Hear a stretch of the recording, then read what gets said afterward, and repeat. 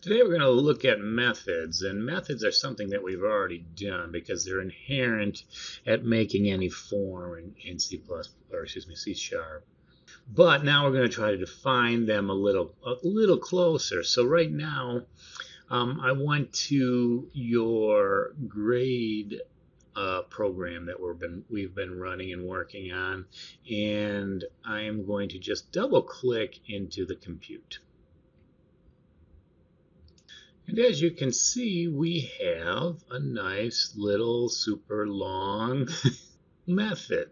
But now we're going to kind of break it down. And these methods that you first see are going to be a little bit more advanced than actually the ones that you're going to write.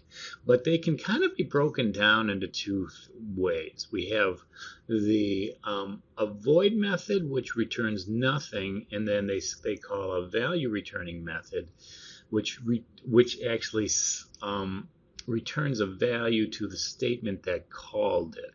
And that we're going to have to get to in a little bit. But let's right now just focus on the void. The void method has this word right in it, void. What does that mean? That means I'm going to go all the way down in this scope right here, and there's never going to be a word called return. Now, in the old days, and in fact, I still subscribe to this, if there's no return, it's called a method. And if there is a return at the end, it is called a function. So functions return something. But what does that mean? Well, that means that I can write a single statement that calls, let's say, this wonderful method up. And in fact, that's what C# is doing, or the .NET framework in this case is doing when we create that event. When we push that button, it calls this method and then it does something.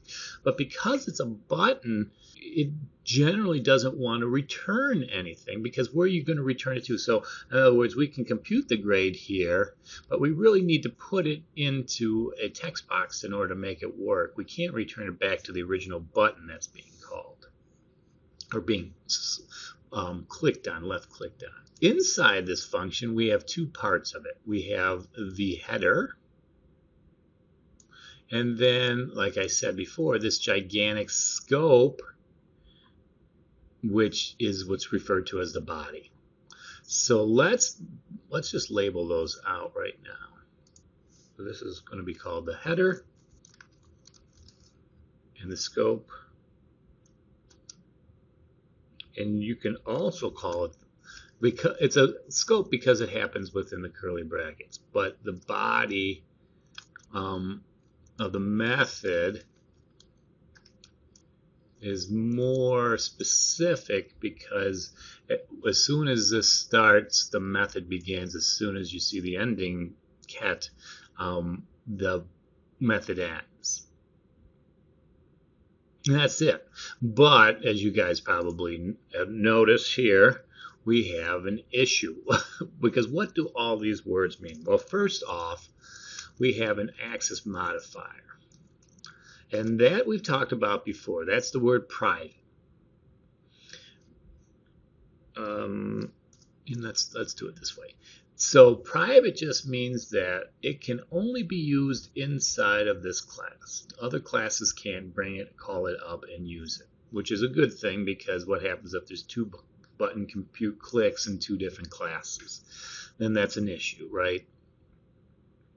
Then the next thing is going to be referred to as the return type. And in this case, because it's returning nothing, we say void. So void is nothing, or the absence of a return type. Then we have the next is the method name, which is button compute underscore click. Click is a good way to identify that it's being used when you left click the mouse, but believe it or not, that is not needed for C#. That is just a naming convention. And then after this, you have arguments. Oops, excuse me, parameters.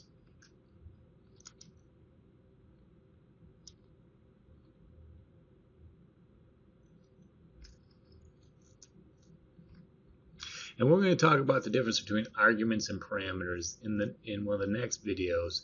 Right now we're not going to worry about it, but really what this says is what's being passed into it. So we have a return type saying we can pass stuff out of it, but we can also bring stuff into a method. And in this case, because it's a click, think about a mouse. A mouse, you can left click, right click, middle click, scroll, drag, and do multiple things, even though it's a pretty simple mouse. Well, that all is information. That information can be selected and brought in to this method. What you clicked on, what happened, what type of click it was, etc., etc. That all can go in there, and so that can get passed into the information just in case we need it for some reason. Now, in this case, a lot of this stuff we won't actually explicitly use, but it's good to have it nonetheless. And parameters, as you can see, are always brought in by a parenthesis. And then after that, then we go ahead and start the method.